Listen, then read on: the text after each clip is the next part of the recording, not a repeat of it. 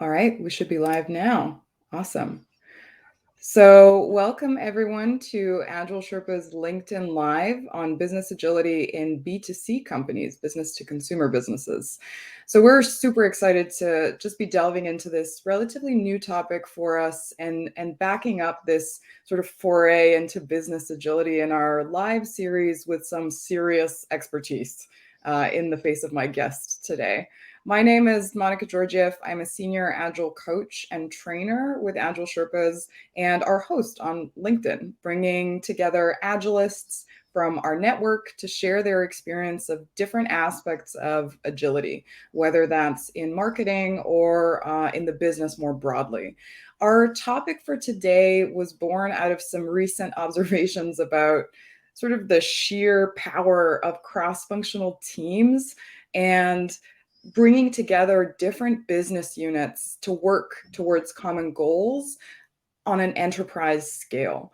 Cross-functional team structures in general can be one of the more challenging parts of agility based on what we've observed, but it's extremely impactful when you get them right, when you put the right people together.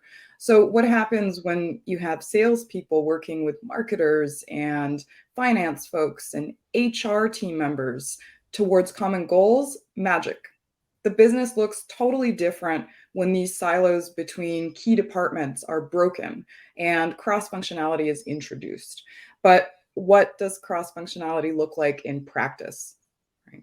We have Carlo Beschi here today as our guest. Thank you so much for joining us, Carlo. Carlo is someone new in my network, but a fast friend who absolutely wowed me with his experience ramping up agile teams in IT and also in the business, helping companies like ASOS and Ukes and others that I know quite well and I'm actually a customer of, and bringing agility into every aspect of their business. So holistic agility across the organization.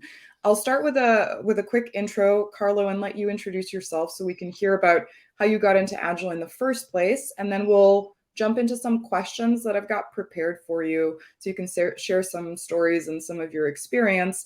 But I also would like to invite anyone who's watching live to drop some questions in the comments. We have time set aside for Q&A at the end of our 1 hour session today. And if anyone has any clarifying questions, we can also address them as we're going through our own interview. But please feel encouraged to join us in the comments below.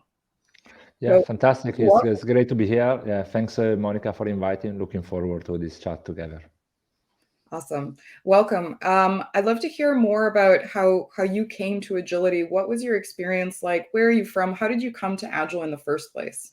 Yeah, so I'm an Italian, based in London since a few years, but my career started there, started in software development.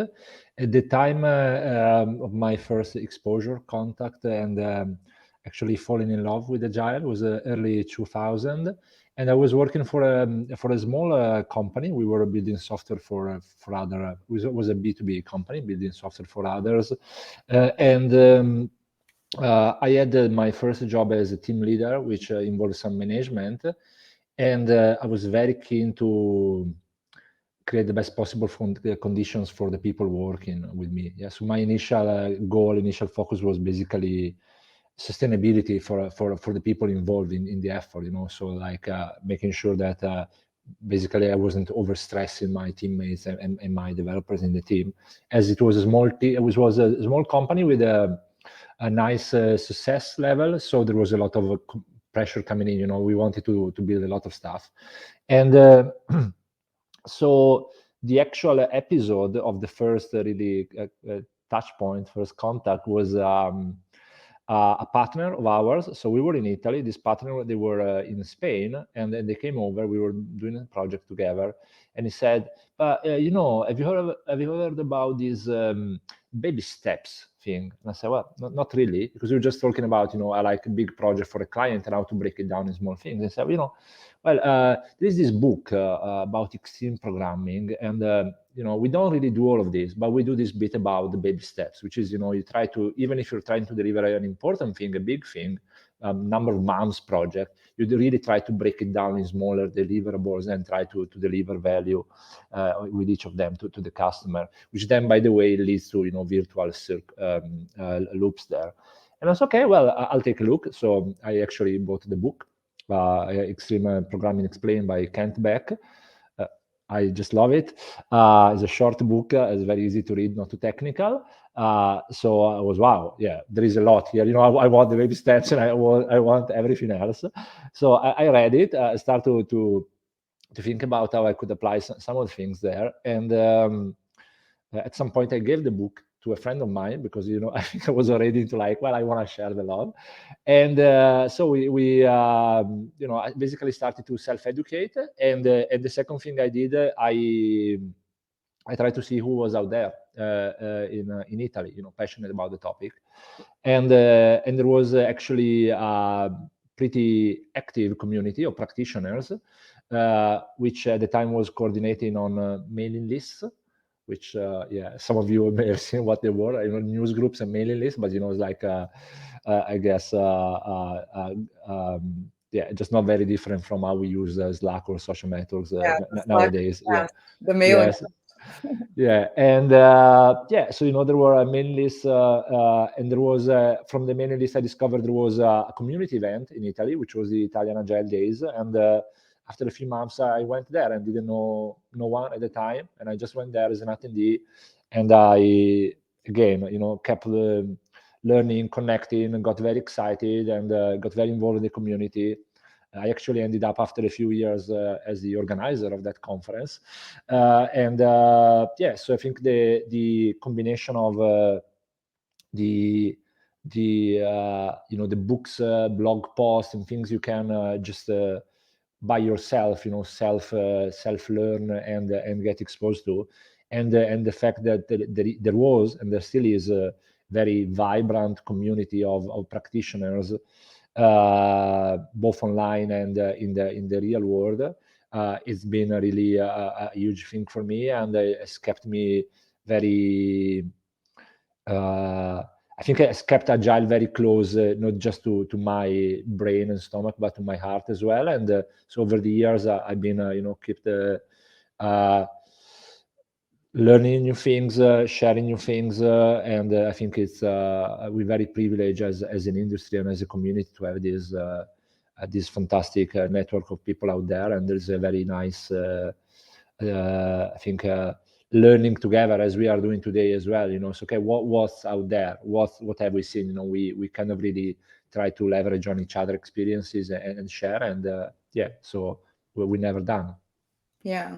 And at the time, so your entry point was extreme programming in an IT context, and there was probably some resources around that topic. But what about business agility? Was there any discussion about that when you were entering sort of the Agile community in Italy or in Europe more widely?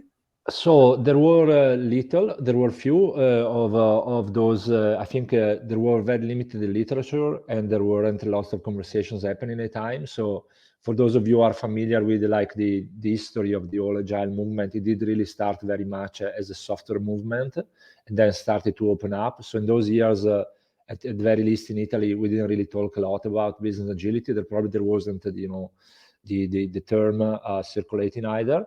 Of course, probably US and other countries will be more ahead, but I think the journey is similar. So the movement itself started with software, and then we realized lots of the things we were unlocking and uncovering there could be relevant on one side. These things is just like the level of abstraction is makes it possible to try and apply in other contexts. That's one side of it. So it's knowledge work also what they do, so that we can leverage on some of the things we're learning here.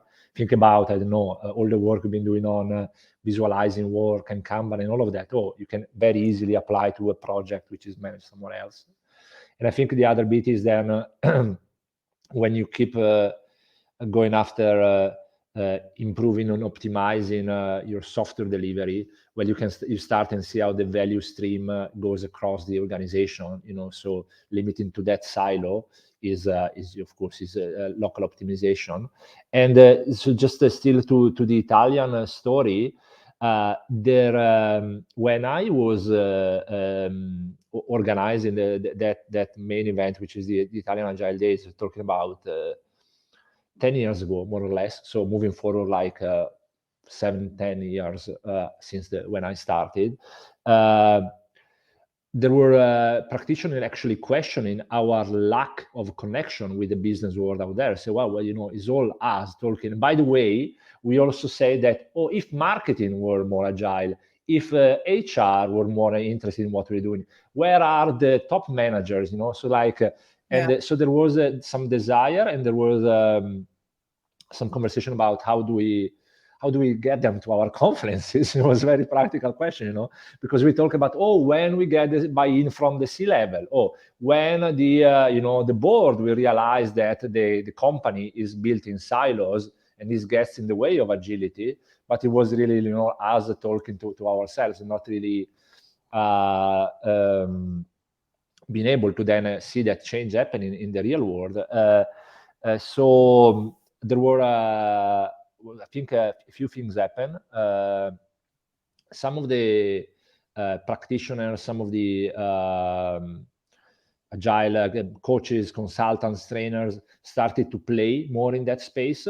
So, if I think about how did I get first exposed to the concept of business agility, it was through one of these thought leaders, one of my mentors, one of the people that in Italy started to move from just working on trying to improve a software project to help the leaders of that organization eventually, redesign the organization or help have a cross-functional teams across the business.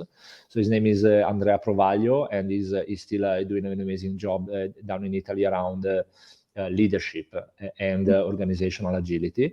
So some people had managed to, if you want, step up their game, and engage with other actors in the companies beyond the directors of engineering, CTOs, and very technical people. Because there's only so much that you can do just optimizing the IT department. So I imagine that over time, once you've achieved a certain level within the IT group, you do want to look out and see how you can achieve the same impact by bringing in, excuse me, those other partners.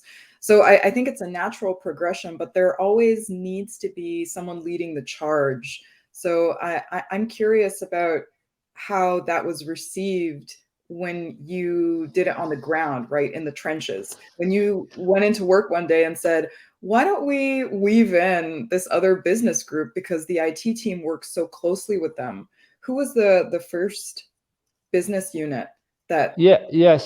So one of the first chances that I had personally to work beyond IT was when I was down in Italy, and I was working at Yux before the merge with Net-a-Porter. Yux was a very successful Italian company doing basically online luxury fashion, so e-commerce on in the fashion space, and we had a chance to work very closely with HR.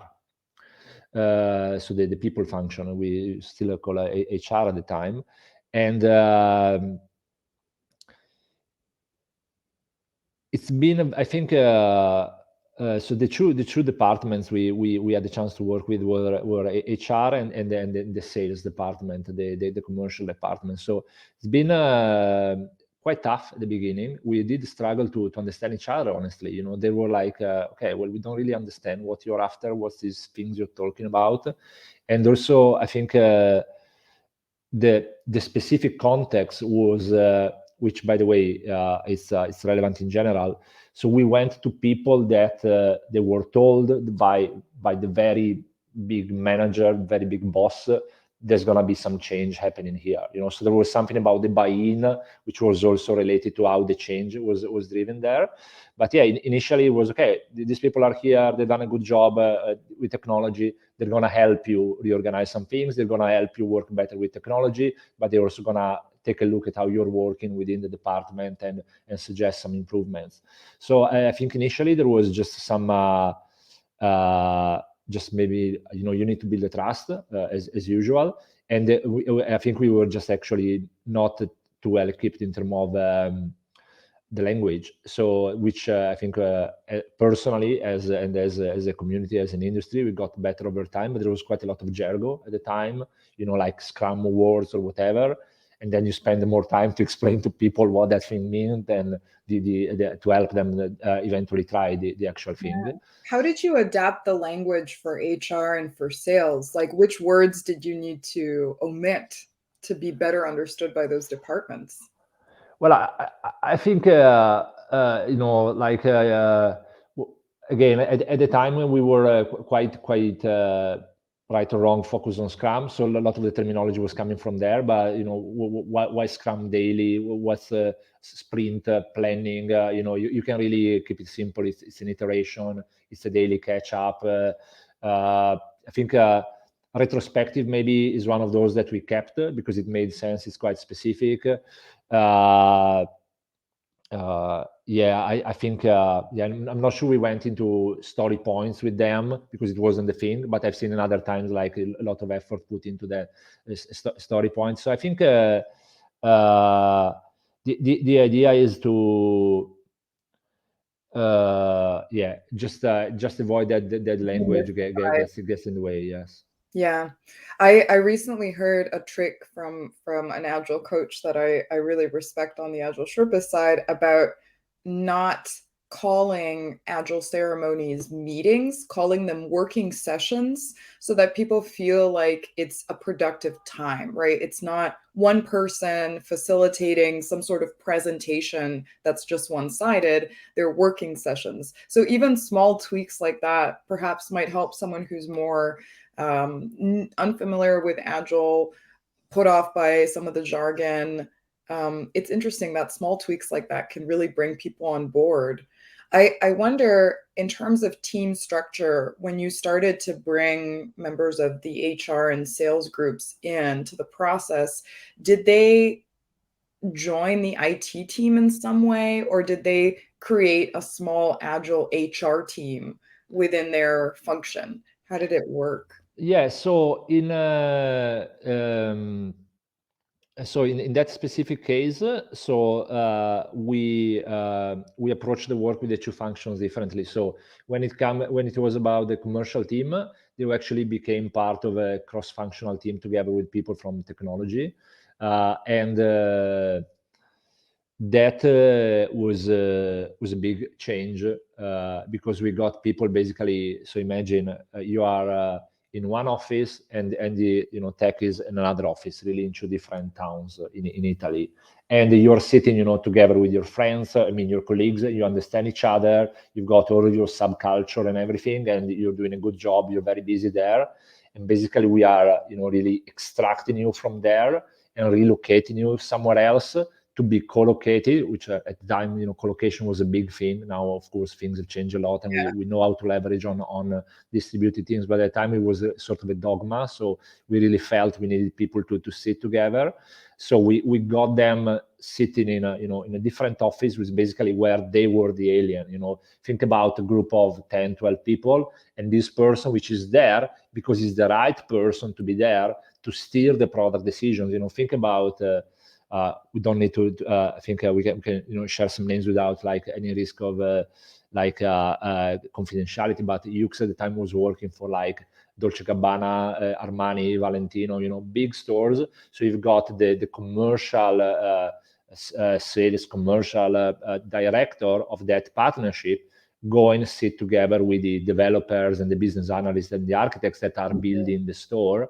And that's super powerful because they can have that direct conversation, very high bandwidth relationship. That person can really then prioritize this new feature that they need, but see the criticality of that bug that the product has directly.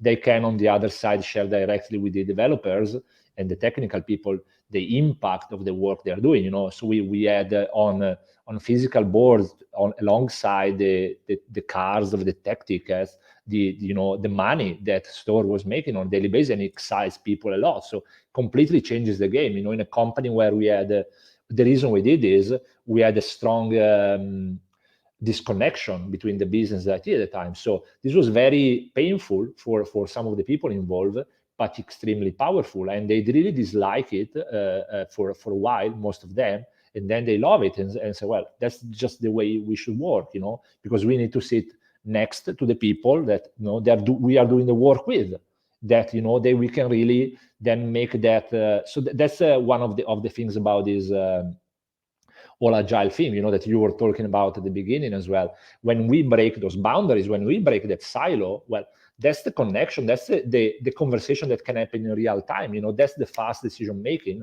that's the ability to steer in real time that you will never have when we are here, I'm here, we don't know each other, we don't like each other, we don't talk with each other. Every time it goes up and comes down, because I work in those companies, so the developer will speak with the team lead, we speak with goes down, and it just takes, it takes 1 week. We don't, really understand each other as human beings. Any sort of decision takes a lot of time. People end up making decisions without having the full context, the right information. So that was with the commercial team. And with HR, basically, it was less radical, but they needed to help. We reviewed completely the org chart in technology, talking about, I think, 400 or 500 people at the time. So not too big, but not too small. And as part of the change we were going through, we got rid of a lot of roles. We introduced new roles, but we also introduced different career path, and we definitely needed HR on board.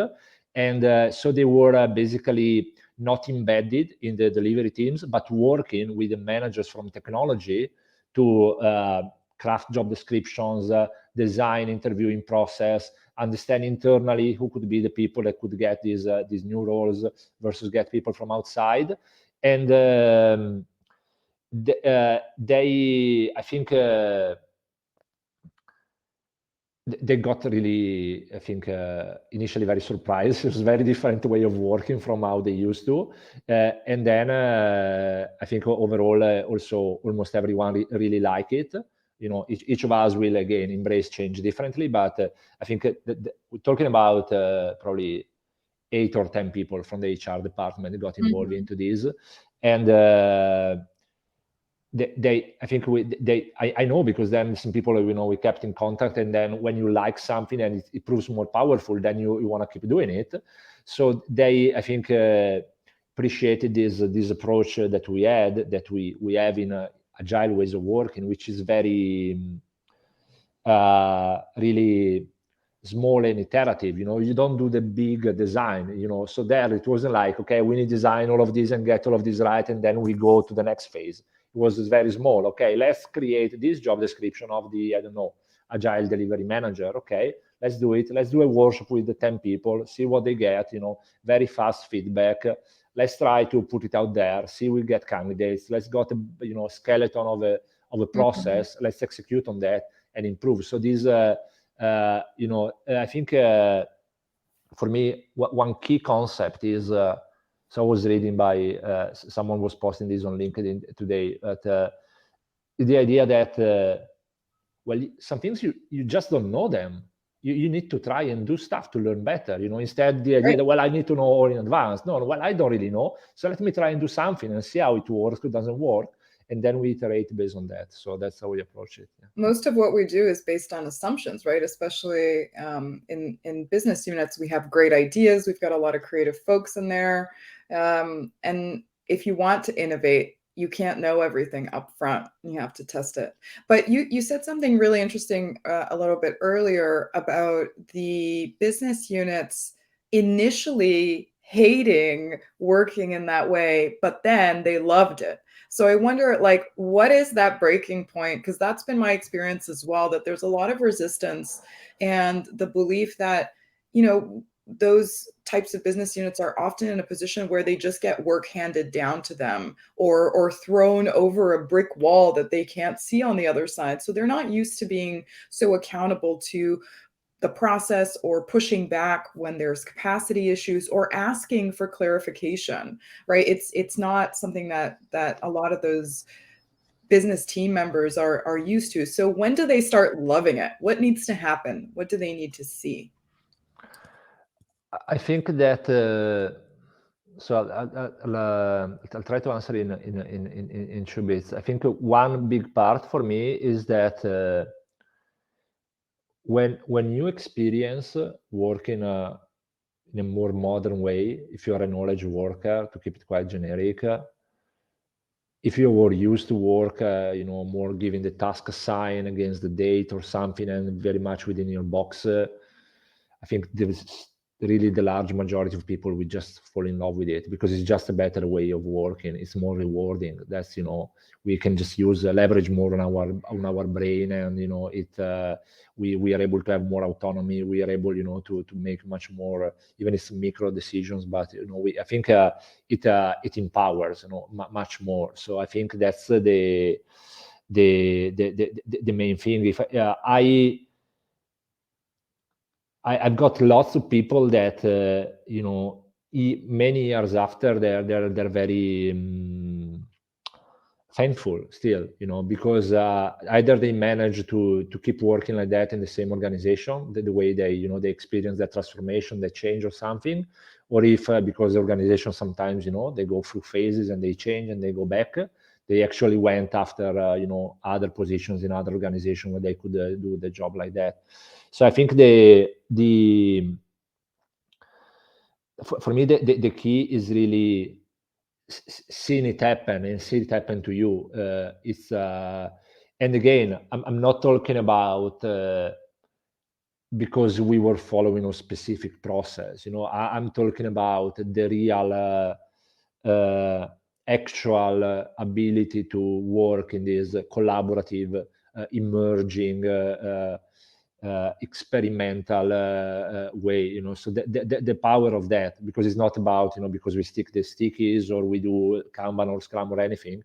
And in lots of cases, there are good reasons why, even with the best intentions in a transformation change program or something, that's not the reality on the ground. But when you as a person you work like that, if you are in finance, if you're in marketing, if you are in HR, in sales or anything, and you are passionate about your job and you were used to something else, that's really, I think it's an epiphany. And especially I know people that have worked maybe 5 or 10 years like that. So, I didn't know there was a different way. Then I don't know, my manager tell me in the morning what I'm supposed to do, or getting an email by someone and say, this is your task and needs to be done by tomorrow at 3 or something. So all those concepts about pulling work instead of being assigned work, the ability to make lots of decisions as a team, and having a lot of scope for those decisions, the ability, what we see as, I mean, in IT, in tech is just, well, that's the way we work. For lots of people, they just actually seen this, younger people, well, that's the way you work, you show up at work. But in a way, the privilege of setting time aside and say, every week, every 2 weeks, we spend 1 hour together to talk about, how things have gone and try to learn something, that shared ownership of the process, of the way we work, and that shared commitment to make things better. Well, that's I mean, for me, of course, it's just the way everyone should work nowadays. But for lots of people, when they see it, then they love it. Yeah. And you mentioned MVPs as well, and experiments, sort of being able to unlock some of those great ideas by still de-risking them before the organization goes all in on this new concept or new campaign or whatever project they're working on. And I wonder, you've worked mostly with B2C companies. There's a lot of B2B companies that are also adopting agile ways of working. What's the difference between how agility manifests in those two different types of businesses? And is there a difference even? Especially as it relates to MVPs, because we can argue that B2C is actually closer to the customer directly because they're selling directly to the end user, versus B2B that sort of has to go through decision makers. But I guess they're people too. I don't know. What's your take? I think there are, I can see lots of similarities. I think then, there's you can look at this, yes, there is the B2B versus B2C. And of course it's relevant. But if I think about this, I think about, I've seen Agile when you do when you do products versus you do services, and again, it is different. I'm thinking about huge difference when you're doing a purely digital product versus you've got physical products, and what kind of products. Digital is very soft, and in a way, even if it's complex, it's quite easy to slice it, to experiment, and all of that. There's some, when you're working with hardware, there is actually more literature about, Scrum for hardware and other things. But if you're building, I don't know, a car, a pushchair, a sofa, or something, there are implications, about, especially when you go about prototyping and you go about MVPs and you go about iterating. So it doesn't fully get in the way, but it does may create constraints or open up additional opportunities. And I think also maybe more than all of these things, what I see matters a lot is the type and the size of the organization. So you really, sometimes you deal with squirrels and sometimes you deal with elephants. If I look at that organization, so if I'm there to help them, I've been working with young, relatively small companies, of maybe 100 people or less. They've got it in the DNA, so your job there is actually maybe to help them slow down a little bit, put some structure in place, but they are extremely agile, really, by nature. And then on the opposite of the spectrum, you've got these, big corporations that have been around for tens or hundreds of years, actually, been very successful over time. They see, that to keep having some competitive advantage or not lose some of the advantage they have, they do need to adapt.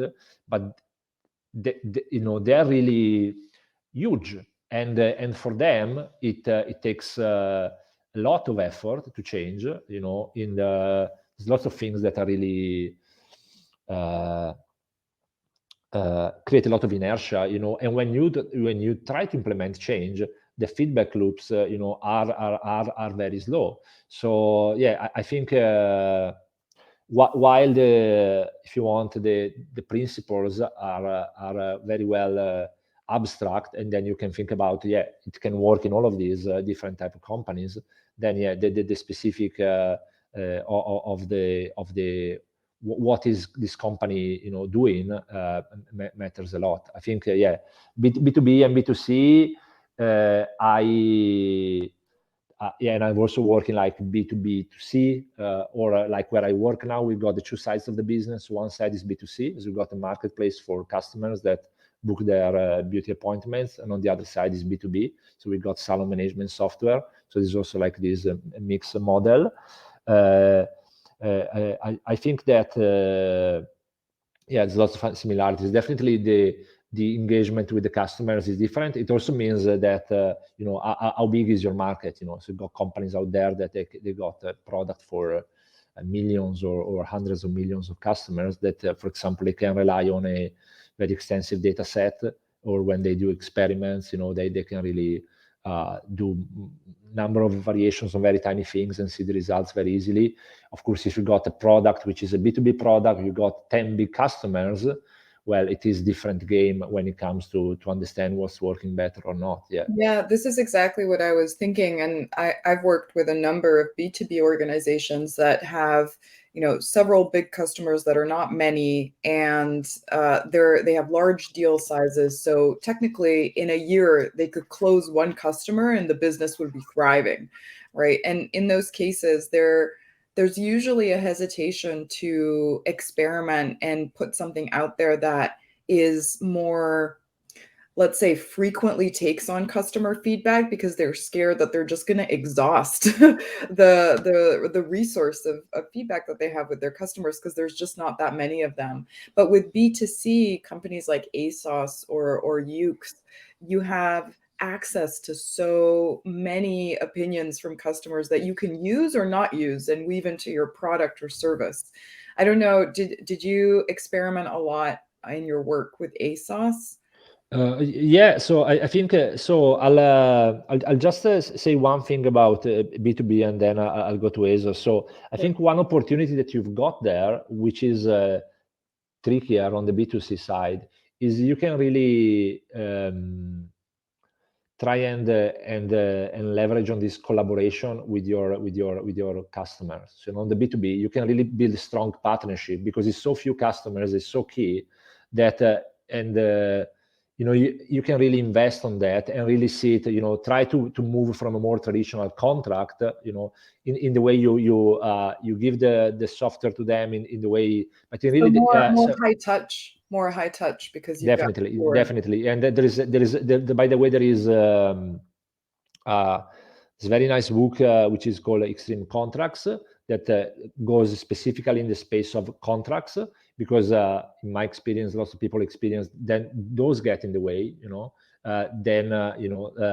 there's a different way of really managing that relationship, including commercially, which can be much more win-win than more traditional manage when it tends to be like put you against your customers. I think there you got a great chance of building partnership, which is not so easy on the B2C side, or when you do it on the B2C side, you end up doing it with a smaller part of the customer base. So like, for example, on ASOS, we had, I think maybe 5,000 or so of our, I don't know how we used to call it at the time, but it's basically very loyal customers that we use to play out new features, and like ask them what they think. Yeah.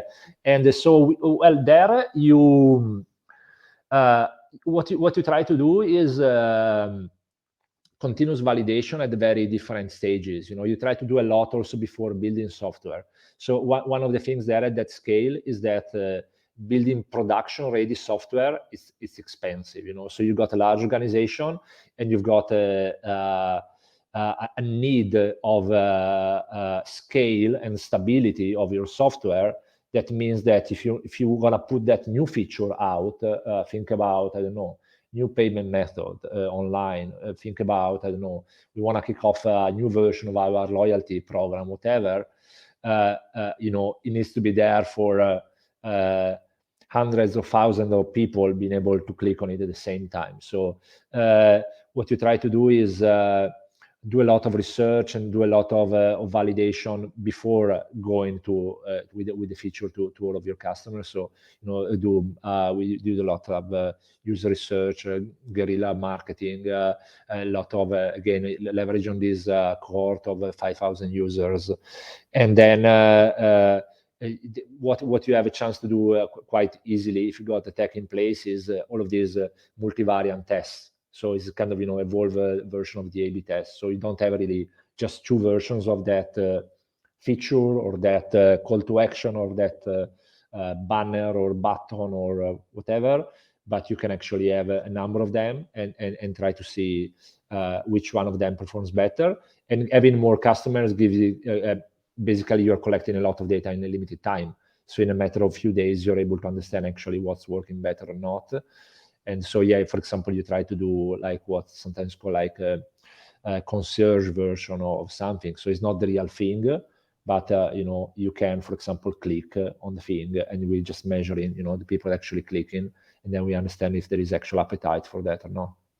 And I am so jealous sometimes of product teams because they have so many opportunities to like test these sorts of small details and really definitively say in the end which one works better and which one gets better engagement. So it gives them a lot of opportunity to like make a really informed decision.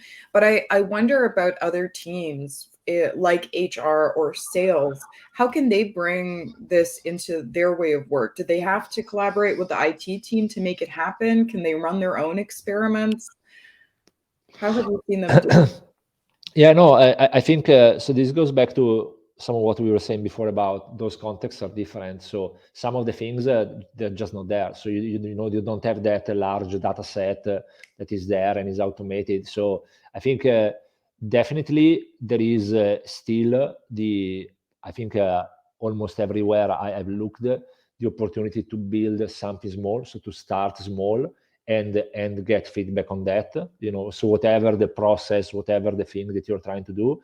Now, how do you get that feedback? So that's a very important point, because I can't just throw it out there to 1,000 people. Okay, so but you probably have your colleagues, that's great, so getting some qualitative feedback from people, that's a great way of learning as you're doing. So I think that's so if I think about the work we did, I did back at ASOS, and I did also when I was working in fintech for finance with the people team. So they use again to, okay, I've got this big project. Okay, so what's gonna happen is I'm gonna try to have a quite traditional timeline for this, sort of a Gantt chart with all of these milestones, and try to predict in advance all the time of different bits.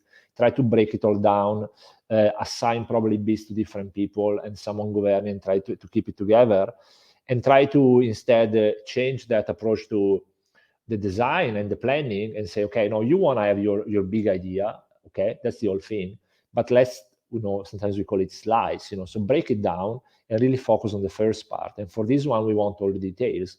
For the rest, it can be still a quite high level. And then probably with the people that are going to collaborate on that, you want to collaborate more instead of assigning tasks, even if those people report to you. So there's a chance to play more as a team. But from a purely delivery and piece of work perspective, well, there's a couple of things that I think we taking home from how we work in software. First is get it out there.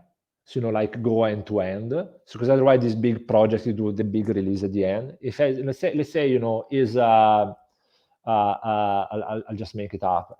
It's an HR project where we got to review our travel and expenses policies across the company, but we also know that they're going to be different in different markets. Okay, so the traditional approach will be, okay, we need to do all of these, prepare all of these, and once it's all ready, we launch it. Well, you can quite easily break it down market by market, and with the first market and the stakeholders of that market, within a general framework that you're going to apply across the company, actually ship that thing without waiting for all the others. And you can make it clear that's that is an experiment, or we are trying something, because you want to get that learning. Okay, so as long as the expectations are set, I've very rarely found actual constraint, actual red tape. It's more like we are used to do like this. So we're going to go away and we're going to come back in 2 months and blah, blah, blah, here's the new policy for everyone. And then, oh, I don't like this, try to get the feedback, but you put a lot of effort in, there was a deadline. So, okay, find, then, the art starts to begin. Where do we start from? Or maybe you start where there is more urgency, because actually in UK, the current policy is broken. In Italy, if they live with the current policy, no worries. Or actually here we got some stakeholders that we know we can engage well with, because that's also, we're dealing with people. So some people will be very willing to collaborate with you. Some people will be more like, well, I'm busy with my stuff, just give me my policy. So then, start small, build that thing, and try to put, so for us, put live in software means you put it in a server in production, but this means, okay, let's actually try to implement this process. So probably first you want that feedback, you may incorporate some of that feedback from the stakeholders, and then you actually try to see it work. And the beautiful thing of trying to keep things small is, first, it takes less time to get them out there, and the second, we learn stuff. So if we learn stuff and some of the learning is that something wasn't quite wrong, well, the kind of the damage we do is probably 10 times smaller or something like that. So I think that's something that can be really done in almost all the contexts. Now, also maybe a little more sophisticated approach, but I think it's also something that we try sometimes. Again, maybe it requires a bit more maturity, but it's the idea of having 2 flavors of that thing by design. Okay, so this again will be more sophisticated, but the idea is, as in software, we try to see different versions of that feature. Can we where is a space where we could try two different versions of this process, for example. So again, it is it requires a bit more of, I guess, experience, but I find it very fascinating. So we have been actually trying some of these with the hiring process at Treatwell recently.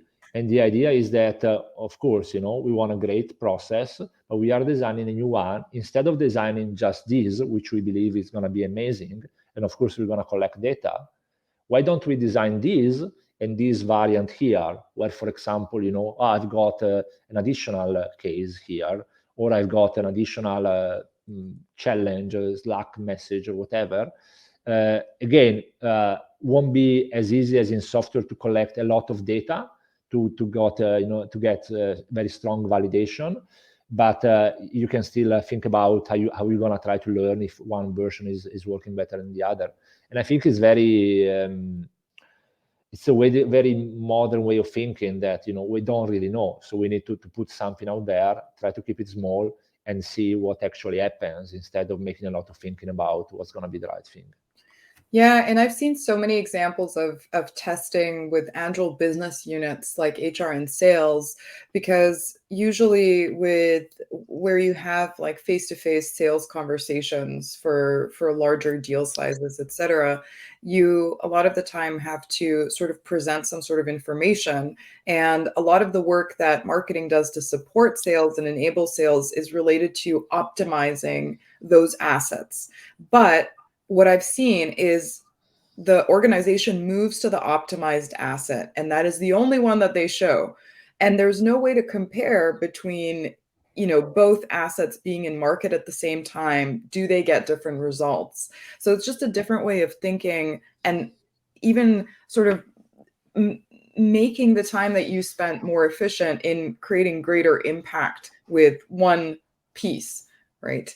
And with HR as well, putting out 2 job descriptions for the same role to see where you get higher quality applicants is just the most basic way that I can think about it.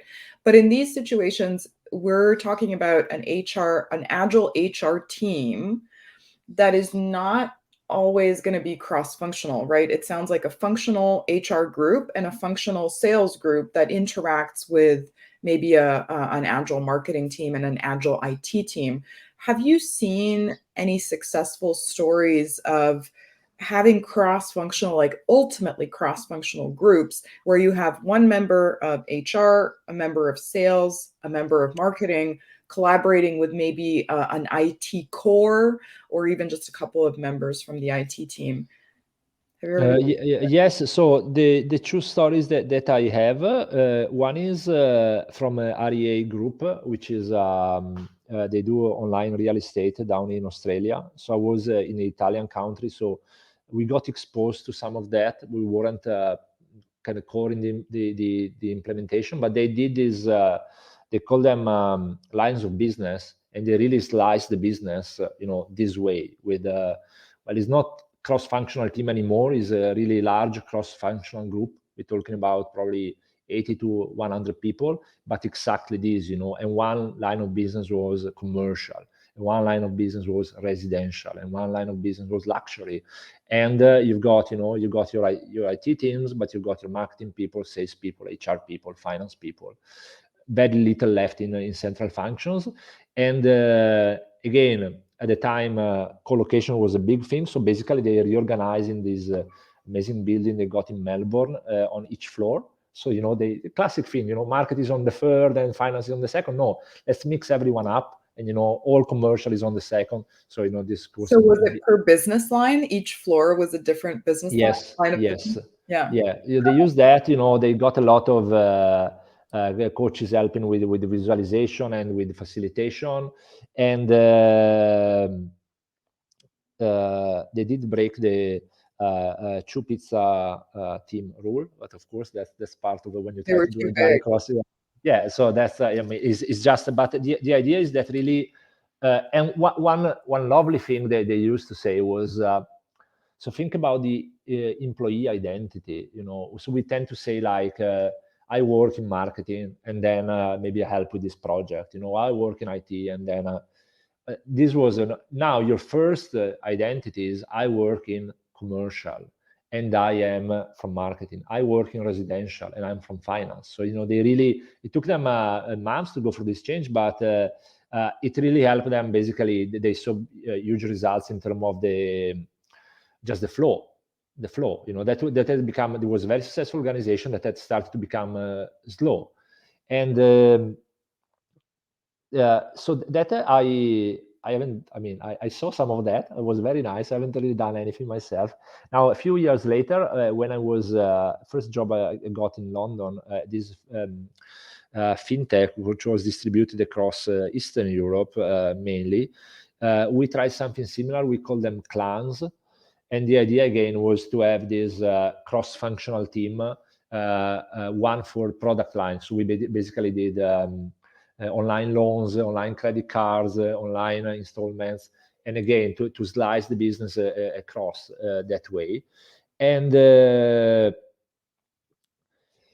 I think my takeaway from that is that it's super powerful, and it's I think the opposite of trivial to really make it happen. I think in REA they had a lot of buy-in.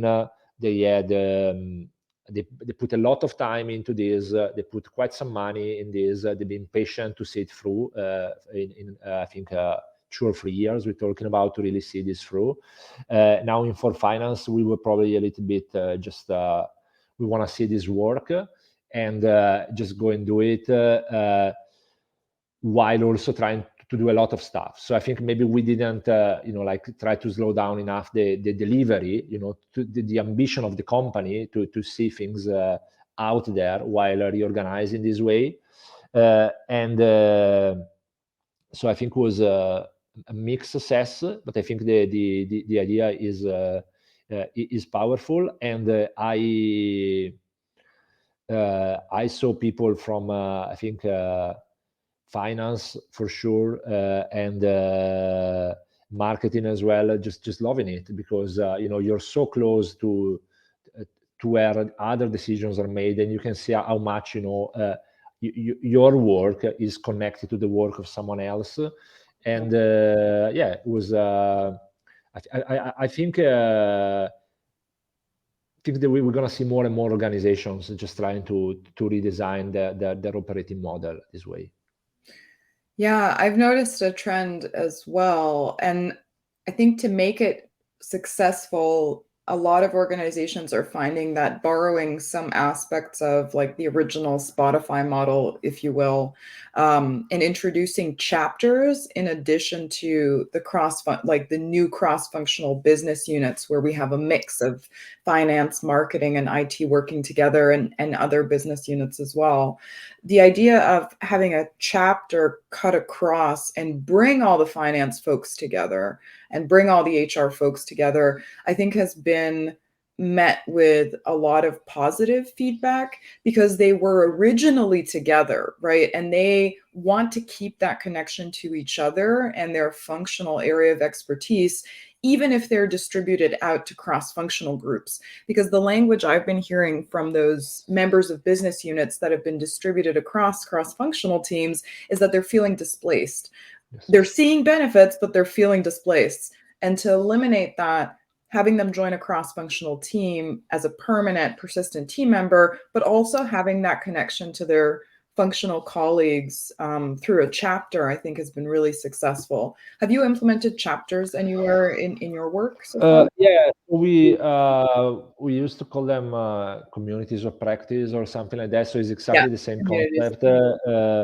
I think just what you said is spot on, because so also going back to something we were saying before about do people enjoy this, and I was saying yes, they love it when they touch it, but I think this is super important for people to really help see this through, because the questions are, does this work better for the organization? Yes, sure, but how about me? Because I care about the organization as well, but I care about my well-being. So I think this is a very good combination. You are there. Your primary job is there. You are embedded in this team, squad, funk, clan, whatever we call it, and we got all the right expertise there, and it helps the value stream, it helps the workflow and happen. But then you have some time which is dedicated, for connecting. You speak a common language with other people, and you grow the practice. So part of that is not just I'm again speak with people that we understand each other. Part of that is really you grow the practice, you grow the craft. So and you share lessons and you keep learning together. So absolutely, I think that's the right complement of the implementation is these chapters, communities, or whatever we call them.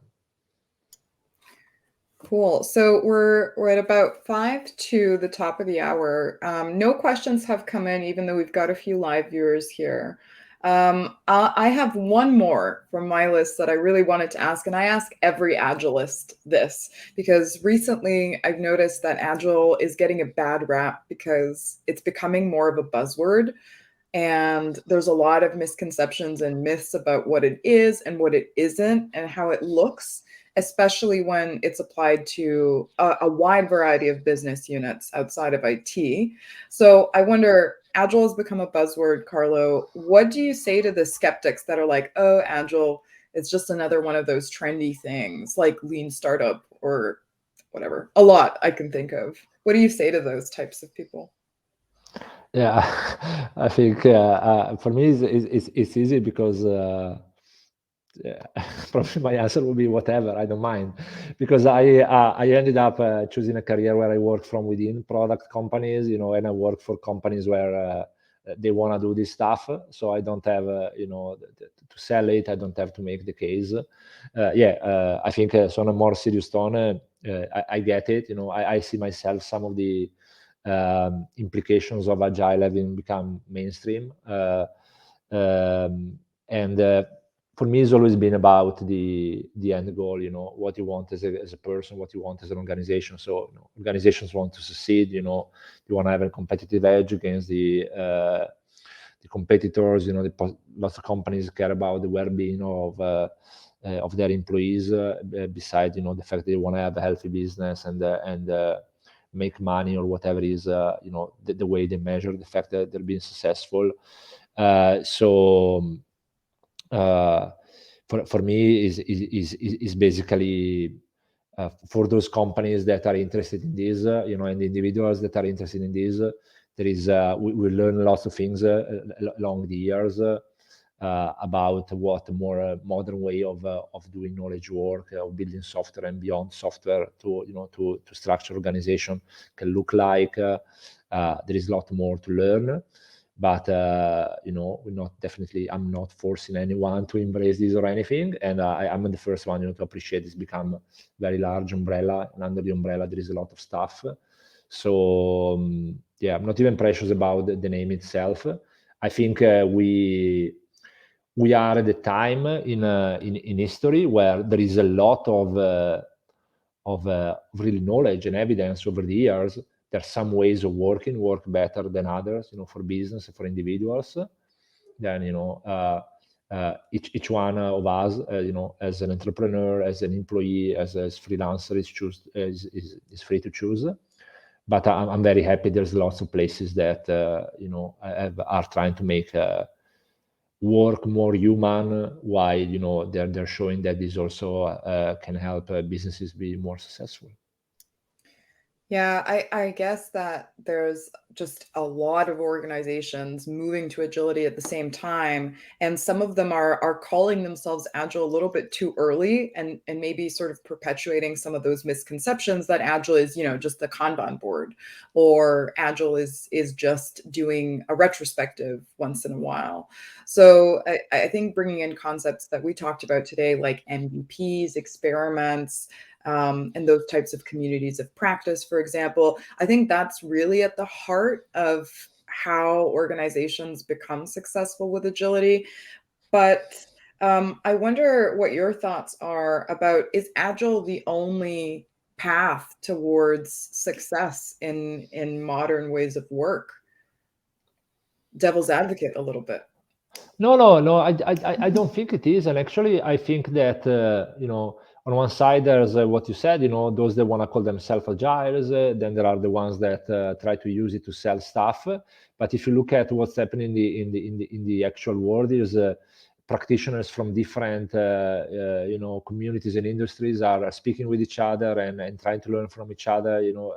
Then okay, is all the beyond budgeting movement, is it business agility, finance agility, or is it something else? I don't know, but it's clearly coming from somewhere else. There's a lot of potential connection. All see what happened in the past with all the lean coming from manufacturing, coming from Toyota, and and the things that people have learned from each other. So I think for me is just really a wide network, a wide community of people that a lot of them are sincerely passionate about learning together and keep learning together better ways for organizations to be successful. And yeah, so I think maybe at some point we'll hear more. We'll hear less about the word agile, but lots of the things that emerge. It's actually is already the case in software. Lots of the things is just good engineering practices. Why should we say that test-driven development is agile? Well, it's a good thing to do. It's a good way of design and develop software. So maybe we let go of the word and we just keep doing the right stuff, which is the most important thing, probably. Yeah, I totally agree. It looks like we're at our time. I'm really grateful to everyone who joined us. I was keeping an eye on the live ticker. No questions, so we must have told our stories very well. Carlo, thank you for joining us and spending 60 minutes talking about your experience, which is extremely rich and diverse. So I really appreciate it. If there are any questions that come up from the group, this live is going to be recorded and available on LinkedIn after today. You can still add your questions and tag either Carlo or myself in the comments. So I'm hoping that we'll get to share these stories with more of you through LinkedIn. Thank you so much. Carlo. Thank you so much. Thank you, Thanks, Monica. everybody. Thanks, everyone.